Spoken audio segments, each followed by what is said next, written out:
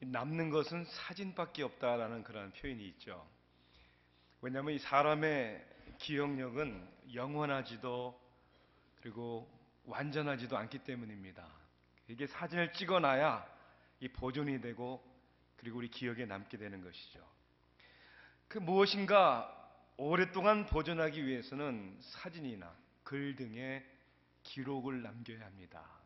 아니면요, 그냥 쉽게 잊어버리기 쉽습니다. 하나님께서 우리 인간을 향하여 당신의 사랑을 전달하고자 하는 하나님의 뜻, 하나님의 말씀을 잊지 않도록, 변질되지 않도록 말씀으로 기록해 주신 것이 우리의 성경입니다. 이 성경이야말로 우리의 삶의 신앙생활의 가장 중요한 중심이 되어야 하겠죠. 에베소에서 목회를 하는 디모데에게 사도 바울은 편지하면서 다시 한번 목회자에게도 이 성경의 중요성이 얼마나 큰가를 오늘 본문은 이야기하고 있습니다. 디모데후서 3장 14절부터 17절까지의 말씀입니다. 신약성경 346면에 있는 디모데후서 3장 14절에서 16절까지의 말씀, 제가 봉독해 올리겠습니다. 그러나 너는 배우고 확신한 일에 거하라. 너는 내가 누구에서 배운 것을 알며 또 어려서부터 성경을 알았나니 성경은 능히 너로 하여금 그리스도 예수 안에 있는 믿음으로 말미암아 구원에 이르는 지혜가 있게 하느니라. 모든 성경은 하나님의 감동으로 된 것으로 교훈과 책망과 바르게 함과 의로 교육하기에 유익하니 이는 하나님의 사람으로 온전하게 하며 모든 선한 일을 행할 능력을 갖추게 하려 하심이라. 아멘. 새로 교회에 등록하는 한 성도에게 세 가족 이렇게 환영회 분들이 이렇게 앉아서 대화를 나누다가 이렇게 질문을 했어요. 신앙생활을 좀 하신 분 같길래 성도님은 성경 가운데 가장 좋아하는 부분이 어디냐고 물어봤어요. 그랬더니 신약 성경이라고 이렇게 얘기를 했어요. 뭐 신약 성경 중에 가장 그럼 좋아하는 성경책이 뭐냐고 물어봤더니 가장 은혜되는 책은 예수님의 비유가 많이 나오는 책이 가장 은혜스럽다 이렇게 얘기를 했어요. 그러냐 그러면 그 예수님의 비유 가운데 뭐 한 가지를 좀 이렇게 한번 말해볼 수 있냐고 이렇게 물었습니다. 그분이 이렇게 얘기를 합니다. 네, 이런 비유 있죠. 어느 한 사람이 예루살렘에서 여리고로 가다가 강도를 만나지요. 그가 쓰러진 것은 가시떨기가 있었고 그의 목이 조여 거의 죽을 뻔했습니다. 그러나 다행히 스바의 여왕을 만나게 되었고 여왕은 그에게 1만 달란트를 주었죠. 그는 힘을 얻고 그 마차를 사서 힘차게 달려가다가 그만 긴 머리가 큰 나무에 걸려 대롱대롱 매달리게 되었죠. 며칠 동안이나 나무에 매달려 있는데 까마귀가 갖다 준 음식과 물을 마시게 되었죠. 피곤한 몸에 잠시 눈을 감더니 그의 아내 드릴라가 와서 머리를 잘라주어서 툭 떨어졌는데 그 떨어진 곳이 돌짝밭이었습니다. 비가 오기 시작했고 비가 40일 밤 낮을 내렸고 그는 동굴로 몸을 피했죠. 그 후에 그는 어떤 사람을 만나게 되었고 잔치에 초청을 받았는데 자기는 장가가야 하기 때문에 갈 수 없다고 얘기를 했습니다. 그가 예루살렘에 들어갈 때에는 거기서 이사벨 여왕을 만나게 되었고 화가 너무나 난 그는 사람들에게 그 이사벨 여왕을 강에 던지라고 했죠. 그것도 7번씩 70번을 던지라고 했습니다. 산산조각이 난 그녀를 사람들은 결국 12광우리에 가득 담았고 이 비유의 의미는 이 여인이 천국에 가면 누구의 아내가 될 것인가 그런 이야기죠. 그 교회 세 가지 팀 모두는 이렇게 성경 지식이 많은 분은 우리 교회 처음이라고 감탄했다고 합니다. 조지 바나가 기독교인들을 대상으로 설문조사한 결과 48%가 기독교인들을 얘기합니다. 사복음서의 이름을 제대로 알지 못하고 52%가 12명의 제자들 가운데 두세 명의 이름도 되지 못하고 60%가 10계명 가운데 5개조차도 기억하지 못하고 61%가 산상수훈을 빌리그램 목사님이 했다고 믿고 71%의 기독교인들은 하나님은 스스로 돕는 자를 돕는다라는 말이 성경에 있다고 믿는다는 것이죠. 이건 비극이 아닐 수 없습니다.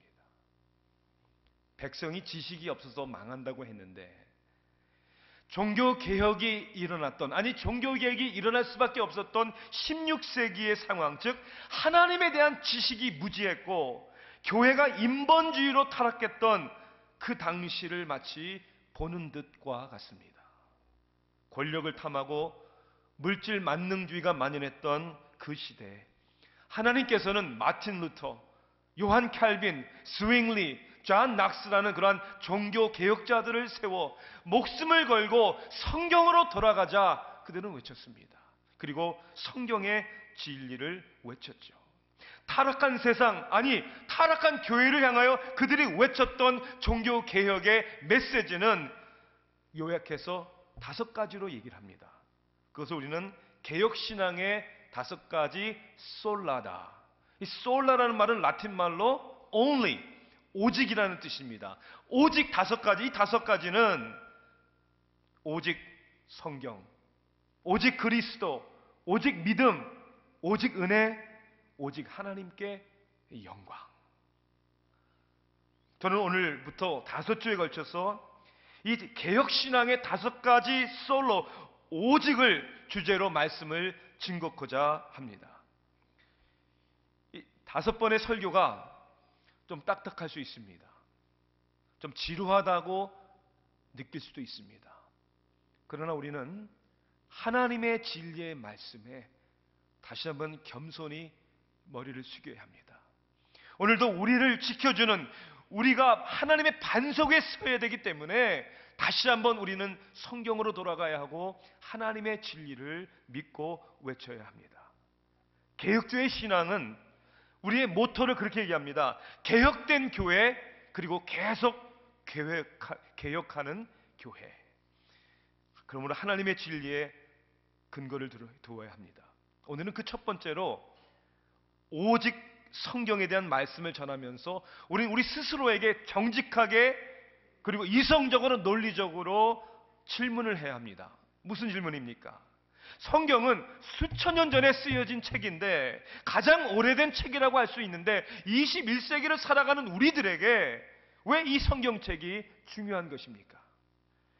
성경이 존재하는 이유는 무엇입니까? 그리고 왜 우리는 성경이 하나님의 말씀이라고 믿는 것입니까? 하나님의 말씀이라면 그러면 이 성경이 우리에게 가르치는, 우리가 귀를 기울여야 하는 교훈은 무엇입니까? 먼저 저는 하나님이 왜 성경을 우리에게 주셨는가, 그 주제로 한번 생각해 보기를 원합니다. 오늘 본문에서 성경을 쓴 저자는 하나님이라고 말씀하고 있습니다. 디모데후서 3장 16절 말씀을 보세요. 모든 성경은 하나님의 감동으로 된 것으로, 모든 성경이 쓰여진 것은 하나님의 감동으로 된 것이다. 여기 감동이라고 표현한 것은 구약성경 창세기에 보면 하나님이 사람을 흙으로 만드시고 그 코로 생기를 불어넣으셨다. 이 불어넣었다는 표현과 똑같은 단어, 똑같은 표현입니다.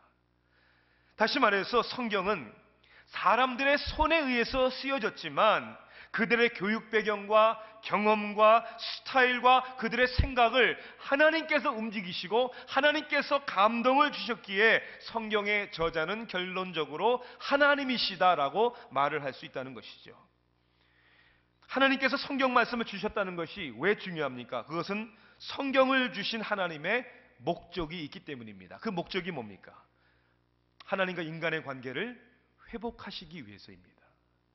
인간은 누구나 삶의 의미와 목적을 추구하며 살아가고 있습니다. 그저 우리가 무엇을 먹을까, 무엇을 마실까, 무엇을 입으면서 살아갈까라고 하는 원시적이고 육체적인 것은 우리 삶에 대한 진정한 만족과 해답을 줄 수 없습니다. 그래서 인류의 역사에는 항상 사람들이란 신의 존재에 대하여 하나님의 존재에 대한 갈망함이 있었습니다. 이것은 그저 인간의 한계성과 연약함 때문만이 아닙니다.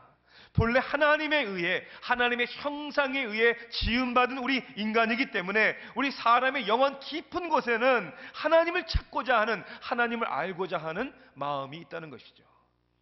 저는 여러분들에게, 그리고 모든 사람들에게 물어보고 싶습니다. 만약에 하나님이 없다면, 하나님이 없이 삶의 의미와 목적이 무엇이라고 생각하십니까? 어떻게 보면 이런 생각조차 없이 살아가는 세상을 향하여, 인간을 향하여 하나님은 그 깨진 관계를 회복하기를 원하시는 것이죠. 그것이 하나님의 뜻입니다. 자, 그런데 우리 인간이 어떻게 우리와의 관계를 회복하기를 원하시는 하나님의 계획과 그리고 회복되는 방법을 우리가 어떻게 알 수 있습니까? 그것은 하나님을 버리고 하나님을 알지 못하는 인간의 의지나 인간의 지식으로는 알 수가 없는 것입니다. 반대로 하나님께서 하나님의 의지로, 하나님의 지혜로 우리에게 그것을 알려주셔야 하는 것입니다. 우리는 이것을 뭐라고 하죠? 하나님의 계시라고 합니다. 그러므로 하나님께서 우리와의 관계를 회복시키시기 위하여 뜻하신 것을 알려주시는 것이 하나님의 계시다.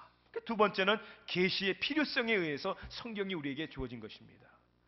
이 계시라는 말을 원어로 보면요, 이 뚜껑이 열리다 이런 뜻이에요.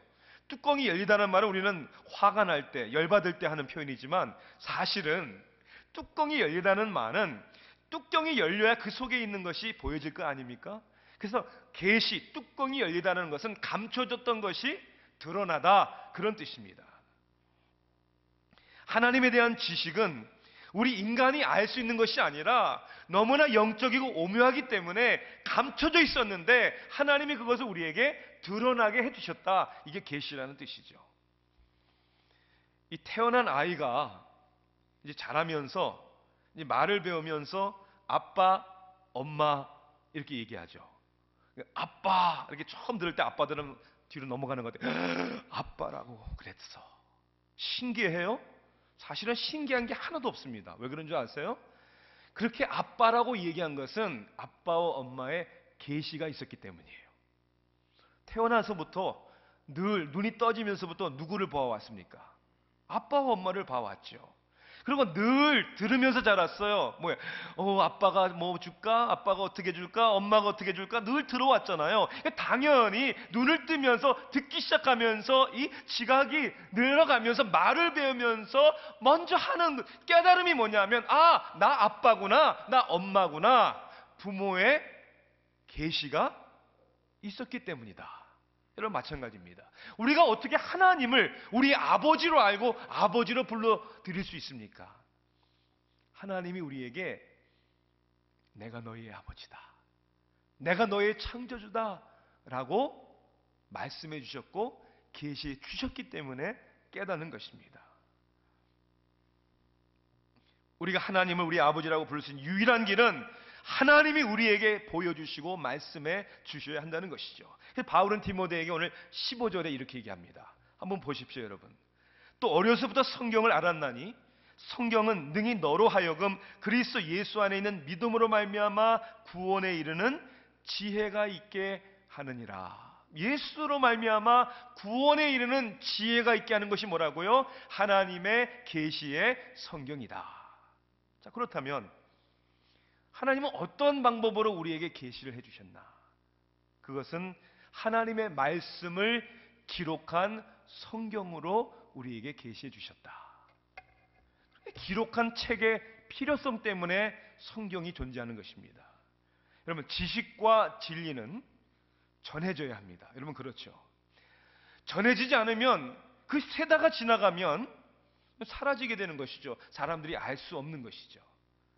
그러니까 진리는 변하지 않고 진리는 다음 세대로 전하는 가운데 중요한 것은 변질되지 말아야 합니다. 하나님께서 인간의 관계를 회복하기 위하여 당신의 구원의 계획과 방법을 인간들에게, 사람들에게 알려주시기 위하여 그 당시 말씀할 때만이 아니라 그 다음 세대, 그리고 모든 세대와 모든 민족들에게 그것을 가르쳐 주시기 위하여 사용하신 방법이 무엇입니까? 말로 전하는 방법은요, 신빙성, 신뢰성이 없습니다. 우리가 그런 경험을 하죠. 예를 들자면 누가 감기가 들어서 누워 있는데 누가 아프대, 그 말이 이제 전해지면서 그냥 감기가 심히 들어서 누워 있는데 이게 이제 전해지고 전해지고 아주 심각한 병에 걸렸대, 이렇게 말이 왜곡될 수도 있는 거예요. 여러분, 말이라는 게, 소문이라는 게 한 번 나오면 일주일 만에도 이렇게 변질되는데, 보세요. 수천 년이 지나고 수많은 세대가 지났는데도 하나님의 말씀은 어제나 오늘이나 영원토록 동일합니다. 왜? 기록된 말씀을 주셨기 때문에. 성경을 주신 이유가 바로 여기 있는 것이죠. 하나님의 구원의 계획을, 우리와의 회복을 위하여 계시해 주시는 그 하나님의 마음을, 하나님의 뜻을 담아 우리에게 지금까지, 그리고 앞으로의 세대까지 오시는 날까지 주시기 위하여 기록된 하나님의 계시의 말씀이 곧 성경이다. 자, 그렇다면 두 번째 질문이 중요합니다. 오직 성경을 우리가 주장하면서 성경이 필요하다는 건 알겠는데, 그렇다면 왜 우리가 성경을 믿어야 하는가? 말씀드린 대로 성경은 가장 오래된 책 중에 하나입니다. 그런데 우리는 이 성경을 우리의 삶에 필요한 참고 자료로, 그런 우리의 삶의 지혜로, 좋은 책으로 사용한다, 레퍼런스로 사용한다라고 얘기하지 않습니다. 우리는 성경을 믿는다, 이렇게 얘기를 합니다. 아니, 성경을 믿는다. 여러분, 소설책을 믿질 않잖아요. 세상의 책을 믿는 건 아니잖아요. 그 왜 성경을 믿는다고 얘기를 합니까? 성경을 믿는다는 것은 먼저 이 성경의 저자가 말씀드린 것 같이 하나님이시다라는 걸 믿는 것이죠. 그리고 성경 안에는 하나님의 구원의 계획과 계시가 있고, 그리고 그 사실에 대한 믿음이 요구된다는 사실을 믿어야 되는 것이죠. 왜 성경이 다른 책들과는 달리 하나님의 계시이고, 그것을 믿는 것을 그냥 아는 것이 아니라 믿는 것을 요구하는 것일까요? 여러분, 한번 생각해 보세요. 의사가 환자를 진단을 합니다. 진단한 후에 중병이라고 말을 합니다. 그리고 약을 처방을 합니다. 그 처방한 약을 먹으면 살고, 그 처방한 약을 먹지 않으면 건강이 더 악화되고 죽을 수도 있는 것이죠. 그 처방을 믿고 따르면 살고, 믿지 않거나 따르지 않으면 죽는 겁니다. 그럼 왜 그 의사의 처방을 우리는 믿고 따릅니까? 우리가 생각을 많이 안 해서 그렇지, 여러분, 논리적으로 생각을 해볼 때 그 처방을 써준 의사가 자격이 있다고 믿기 때문이에요. 그렇죠? 의심하진 않아요. 그렇다면 우리는 이렇게 질문해야 합니다. 과연 성경이 우리의 삶과 죽음에 대하여, 과연 성경이 영생과 하나님의 심판에 대하여 말할 수 있는 자격이나 권위가 있는 것일까? 그저 막연하게 믿습니다만이 아니라 성경을 의심하는 사람들에게 믿음은 하나님이 주시는 것이지만 성경의 권위에 대해서 우리는 말할 수 있어야 합니다. 성경을 믿어야 되는 이유는, 성경의 권위를 인정해야 되는 이유는, 첫째, 성경의 통일성입니다. 성경의 통일성, the unity of the Bible. 성경이 하나님의 계시의 말씀이요 믿어야 한다는 것을 성경의 통일성은 증거하고 있습니다. 자, 말씀드린 대로 성경은 66권의 책으로 되어 있습니다. 약 1400년에서 1500년의 오랜 세월 동안 쓰여진 40명여 명의 저자들에 의해서 써졌습니다. 구약은 시브리어와 아람어로, 그리고 신약의 거의 모두는 헬라어로 쓰여졌습니다. 그런데 1400년에서 500년 동안, 오랜 세월 동안 쓰여진 서로 알지 못하는 40여 저자가 쓴 책이 한 가지를 얘기를 합니다. 한 주제를 얘기를 합니다. 그리고 성경의 내용 가운데 서로 반대하고 모순된 것이 없습니다. 이렇게 여러 사람들이 쓴 책이, 오랫동안 쓴 책들이 서로 반대하는 모순이 없이 같은 주제를 말하고 있다는 것은, 이것은 그저 인간이 쓴 책이라고 할 수 없다는 것이죠. 또 한 가지의 증거가 있습니다. 그것은 예언의 성취입니다. 성경에는 많은 예언이 나와 있습니다. 물론 아직도 어떤 예언들은 성취되지 않았습니다. 예수님의 재림, 그리고 마지막 종말론적인 것에 대해서는 아직 이루어지지 않은 것도 있죠. 그러나 많은 구약의 성경 구절들이, 예언한 말씀들이 신약에 와서 특별히 예수 그리스도로 말미암아 완성되고 성취된 것들이 있습니다. 특별히 구약에서 예언한 예수 그리스도가 어떻게 어디서 탄생할 것인가, 그가 어떻게 소년기를 보내며 어떠한 삶을 살며 그가 어떠한 죽음을 맞을 것이며 그가 부활할 것이다 라는 예수 그리스도의 삶에 대한 예언이 완성되었습니다. 어느 학자가 예수 그리스도에 대한 예언이 정확하게 맞아들어갈 확률이 얼만큼인가 계산을 해봤는데, 한국의 남북한의 면적을 합해도 그보다 5배가 더 큰 것이 텍사스주입니다. 제가 자란 것이 텍사스주예요. 그 텍사스주, 남북한 합한 땅의 5배가 넘는 텍사스주 전체를 25전짜리 코로 동전으로 1피트까지 쌓아놓고 상상을 해보세요. 거기에 한 동전에 X표를 한 다음에 그걸 다 섞어요. 다 섞은 후에 한 동전을 딱 집었을 때 그 동전이 바로 X표가 된 동전으로 맞아 들어갈 확률, 그것보다 더 적다는 거예요. 다시 얘기하자면 예수 그리스도의 탄생에 대한, 삶에 대한 예언은, 이것은 우연이 아니라 하나님이 역사를 주장하시고 그렇게 말씀을 기록해 주지 아니하시면 불가능하다는 것이에요. 그래서 우리는 믿어야 되는 이유를 성경의 통일성, 예언의 성취, 그리고 세 번째는 성경의 무호성을 그 증거로 듭니다. 성경의 무호성이라는 것은 성경 속에 과오나 오류가 없다는 것입니다. 왜냐하면 하나의 과오나 오류가 있다는 것이 기정사실로 드러난다면 그럼 성경 전체를 믿을 수가 없는 것이죠. 신뢰성이 떨어지기 때문입니다. 그러므로 우리 기독교의 이런 주장은 어떻게 보면 여러분 위험한 도박과 같습니다. 왜? 하나라도 잘못된 게 발견되면 다 믿을 수가 없기 때문에. 그래서 많은 사람들이 인류 역사 가운데 이 성경을 부정하고자 성경의 오류를 발견하기 위해 부단히 노력을 해왔다는 거예요. 내적으로는 성경 안에서의 모순을 발견하려고 하고, 뭐 여기서는 이렇게 얘기했는데 여기서 왜 이렇게 얘기했어? 이건 거짓말이다, 이렇게 얘기를 하거나 역사적으로 그 신뢰성을 파괴하고자 부단히 노력을 했습니다. 타이타닉이라는 영화 아시죠? 감독이었던 제임스 캐머런이 몇 년 전에, 이 사람도 할 일 되게 없는 것 같아요, 예루살렘에서 예수와 가족의 무덤을 발견했다. 그리고 그 무덤 가운데는 막달라 마리아, 예수의 아내로 저기 적혀 있다. 이래서 한번 떠들썩한 적이 있습니다. 디스커버리 채널에서 다큐멘터리를 만들어가지고 상영도 했습니다. 여러분, 그게 사실이라면 우리는 끝입니다. 예수님에게 감추었던 아내가 있었다니. 그런데 그 이야기는 이제 다 들어갔어요. 왜? 사실이 아니다, 허황된 주장이다라는 것이 여러분 기독교인이 아닌 사람들에 의해서도 증명이 됐습니다. 지난 30, 40년 전까지만 해더라도 성경의 무호성을 무너뜨리기 위해 주장했던 것 중에 하나가 뭐냐면, 구약의 예언이 기록된, 특히 이사야서와 같은 책들은 예언이 아니라 조작된 것이다, 이렇게 주장을 했어요.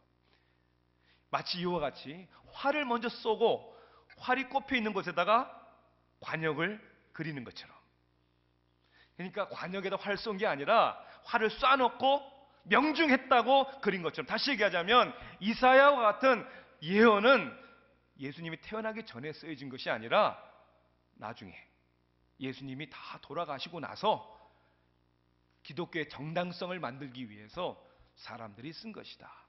왜냐하면 그때까지만 해도 이 이사야서와 같은 구약의 사본이 오래된 사본이 없었어요. 그런데 이 하나님의 은혜죠. 1947년 사해라는 곳 아시죠? 그 동북부 지역에서 한 목동이 돌 가지고 우연히 놀다가 동굴 안에 항아리를 발견하고 그 안에 두루마리가 담겨져 있었습니다. 구약 성경이 담겨 있는 두루마기였죠. 고고학자들에 의해 그 지역이 이제 연구를 하게 되었고, 쿰라는 지역이라고 알려진 그곳에 오래전에 신앙 공동체가 살아 있었고, 그 지역에서 약 900개의 두루마리가 발견이 됐습니다. 그런데 그 두루마기를 조사해 보니까 아주 일부를 제외한 구약 성경의 전체가 발견이 된 거예요. 특히 이사야와 같은 책은 온전히 보존되어 있었고, 그 사본이 만들어진 때가 언제냐? 과학자들이 증명을 합니다. 예수님이 태어나기 전 100년 전에 기록된, 다시금 카피된 사본이다. 그러니까 예수님 태어나기 100년 전에, 그러니까 그들의 주장이 허무하다는 것이 증명이 되죠. 여러분, 저는 물론 믿음은 하나님이 주시는 거라고 믿습니다. 그러나 우리의 믿음은 절대로 엉터리 믿음이 아닙니다.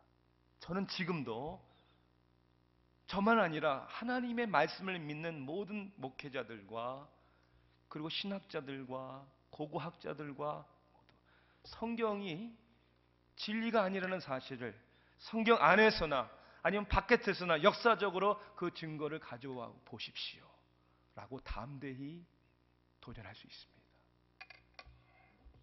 예수님은 2000년 동안의 역사 가운데 기독교를 무너뜨리지 못했습니다.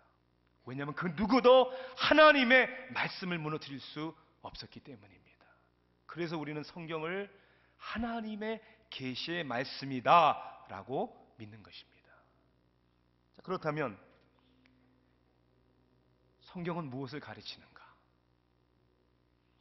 웨스민스터 신앙고백 소유리문답 보면 세 번째 질문이 이거죠. 성경이 제일 요긴하게 교훈하는 것이 무엇인가? 요긴하게 교훈하는 것이 무엇인가? 여러분, 이 표현은 성경이 모든 하나님에 대한 진리를 다 가르친다는 것은 아니죠. 왜? 하나님에 대한 모든 진리를 다 기록하자면 세상의 모든 책을 다 동원해도 불가능하기 때문입니다. 그렇다면 66권이라는 이 성경을 우리에게 주신 이유가 이것을 통해서 우리에게 꼭 전달하고 싶은, 하나님이 말씀해주고 싶은 내용이 있을 거 아닙니까? 그래서 그 3번째 질문의 답을 웨스민스터 신앙고백 소리문답은 이렇게 얘기를 합니다. 성경이 제일 요긴하게 교훈하는 것은 사람이 하나님을 어떻게 믿을 것과 하나님의 사람에게 요구되는 본분이다. 이 두 가지가 가장 중심되는 것이죠. 첫째는 사람으로 하여금 하나님을 믿는 방법. 66권을 통해서 적어도 하나님에 대하여 모든 것을 알 수는 없지만 적어도 하나님을 모르던 사람들이 하나님은 이런 분이고 우리를 향한 하나님의 뜻이 이거구나를 알 수 있도록 주신 것이 성경이라는 것이죠. 자, 그런데 거짓 교리와 이단의 특징과 위험성은 명확히 드러난 하나님이 우리에게 말씀해 주시고자 하는 것과는 달리 다른 데의 마음과 생각을 쏠리게 합니다. 여러 가지 중에 하나가 뭐냐면 종말론입니다. 성경은 분명히 종말론에 대해서 말씀하고 있습니다. 그러나 우리는 종말론에 대해서 구원론과는 달리 명확하게 다 알 수는 없습니다. 종말이 있고 종말이 오고 그 종말에 대해서 우리는 성도로서 어떻게 살아야 되는지에 대해서 나와 있지 그 내막에 대해서 100% 클리어하지는 않습니다. 그런데 보면 시대의 현상들을 보면서 어떤 사람들은 음모론을 주장하고 666 짐심의 표가 뭐냐, 적그리스도가 누구냐, 세계 단일 정보론이 이렇고 저렇고 얘기를 합니다. 등을 주장하면서 교회와 성도들을 유혹하고 혼란에 빠지게 합니다. 이러한 주장은 기독교의 역사상 한 번도 없은 적이 없습니다. 항상 있었습니다. 문제는 이러한 것들이 성경에서 가르치는 가장 중요한 진리로부터 우리를 이탈하게 만든다는 거예요. 그래서 위험한 겁니다. 사람으로 하여금 하나님을 믿는 방법이 뭔가? 그것이 가장 중요하고, 두 번째는 하나님께서 사람에게 요구하시는 본분이 뭔가? 성경은 왜 어떻게 구원을 받을 것인가를 먼저 얘기하고, 그 다음 구원을 받은 성도로서 우리가 어떻게 이 세상을 살아가야 하는가를 말씀하신다는 것이죠. 이것이 우리의 고민이요, 이것이 우리의 갈등이 되어야 하는 것이죠. 마크 트웨인은 그래서 이렇게 얘기를 합니다. 성경이 나에게 부담이 되는 것은 내가 어떤 것을 이해하지 못하기 때문이 아니라 성경에 이해가 되는 부분이 나를 부담스럽게 만든다. 이게 무슨 뜻입니까? 성경이 분명히 말하고 있기 때문에 부담이 되는 이유는 그렇게 살아야 하는 것이 우리에게 부담이 된다는 거예요. 몰라서 못하는 게 아니잖아요. 아는데 우리의 죄성 때문에, 연약함 때문에 우리가 넘어지는 거 아닙니까? 그래서 오늘도 우리는 하나님의 자녀로서 어떻게 살아가야 하는가? 하나님의 말씀 통해 깨닫고, 하나님의 말씀만이 오직 여러분 우리들의 삶의 기준이 되어야 될 줄 믿습니다. 성경이 우리에게 있는 이유는 계시로서 이러한 하나님의 구원에 대하여, 그리고 구원받은 자녀들이 어떻게 살아야 하는가를 밝히 보여주시기 위해서 주신 하나님의 계시다. D.L. 무디는 그래서 이렇게 얘기를 합니다. 성경이 당신을 죄로부터 멀리하게 하거나 죄는 당신을 성경으로부터 멀리하게 할 것이다. 오직 성경, 이 하나님의 말씀이 오늘도 우리의 인생의 중심이 되고 우리의 소망이 되고 우리의 능력이 되는 것입니다. 그렇다면 결론적으로, 그럼 이 성경에 대해서 우리가 가져야 할 태도가 무엇인가? 간단하게 세 개를 말씀드립니다. 첫째는 성경을 경외하라. 성경을 하나님의 말씀으로 믿으라는 것이죠. 여러분, 요즘 시대에 모든 교회가 성경을 그렇게 믿는 것이 아닙니다. 모든 교단이 성경을 그렇게 믿는 것이 아닙니다. 그저 성경을 하나의 교훈으로, 좋은 도덕적 윤리적인 책으로 믿기 때문에 오늘날 너무나 황당한 일들이, 하나님이 성경에 죄라고 정한 것을 죄가 아니라고 얘기하는 그러한 현상들이 나타나는 것은 성경 말씀에 대한 여러분 권위를 인정하지 않기 때문입니다. 그러므로 우리가 그리스도인이나 교회나 어떤 교단을 판단할 때 반드시 성경의 권위를 인정합니까? 그게 가장 중요합니다. 두 번째는 성경을 사랑하라는 것이죠. 이 성경을 사랑하는 것이죠. 우리에게 주신 하나님의 사랑의 메시지이기 때문에. 여러분, 성경을 사랑하십니까? 성경을 사랑하는 삶의 열매가 맺어지고 있습니까?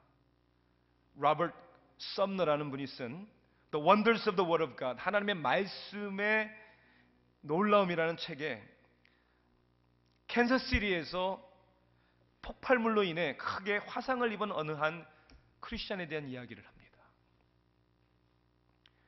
얼굴이 화상으로 인해 다 이그러졌어요. 그리고 두 손은 더 이상 쓸 수 없는, 감각도 없는.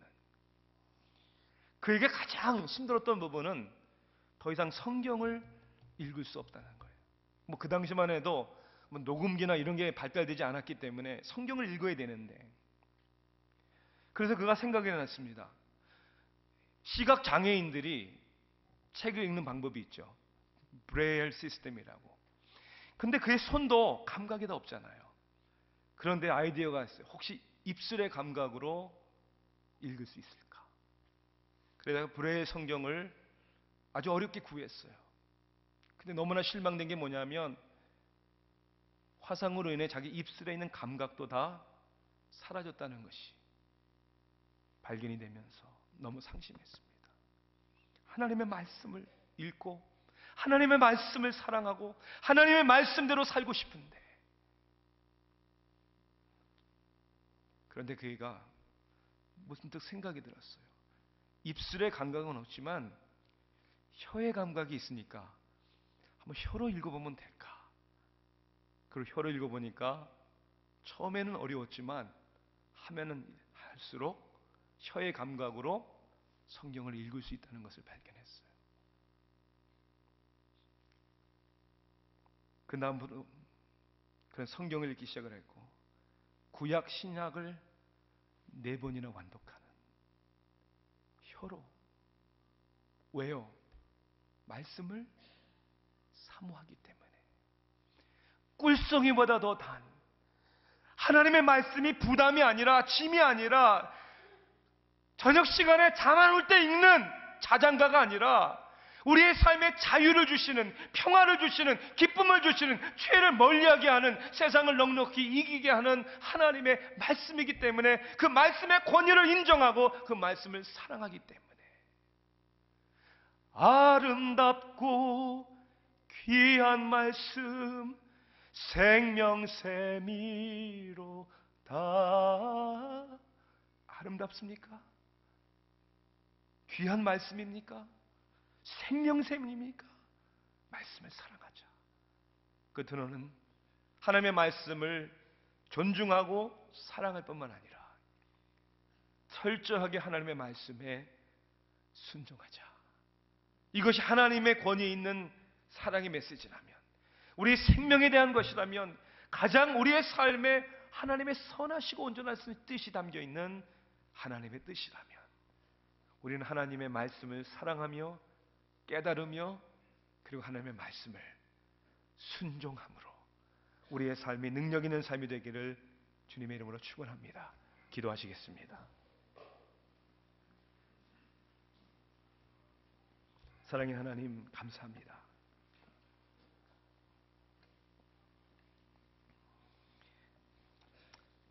하나님께서는 우리를 향한 사랑을 예수 그리스도를 통해 확증해 주셨고, 이 사실을 성경 말씀을 통해서 우리들에게 깨닫게 해주셨습니다. 하나님, 그런데 안타깝게도 하나님의 말씀의 권위를 인정하지 않는, 말로는 그렇다고 하면서도 우리의 삶의 모습을 통해서는 그렇지 않은, 그래서 점점 세상이, 아니 교회가 권력과 물질의 탐심에 가득하고 하나님을 경외하지 않는, 그래서 세상 사람들에게 손가락질을 받는, 소금과 빛의 사명을 감당하지 못하는 오합지졸의 사람들이 모인 친목단체가 되고 말았습니다. 하나님, 회개합니다. 하나님의 말씀을 목숨을 걸고 지켜왔고 외쳤던 수많은 우리 믿음의 선조들, 종교개혁 당시에 신학교 졸업장 받으면 그것이 마치 사형 선고를 받은 것 같은,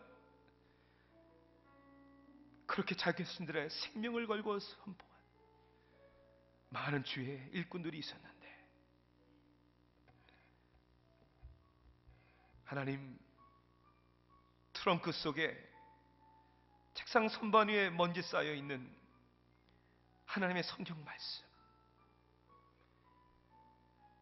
영상을 쏘고 해서 더 이상 성경책도 지니고 다니지 않는 하나님을 결국 무시하고 소홀히 하는 아버지, 그것이 우리들의 나의 모습입니다. 하나님, 회개합니다. 하나님, 회개합니다. 하나님의 영광이 아닌 사람의 영광을 구해왔던 것을 회개합니다. 알지도 못하면서 하나님의 말씀을 판단해왔던 것을 회개합니다. 알면서도 순종하지 않았던 것 회개합니다. 하나님 다시 한번 저희들에게 용기를 주시고 하나님의 말씀을 사모하는 사랑을 회복시켜 주시옵소서. 예수 그리스도의 이름으로 간절히 기도합니다. 아멘.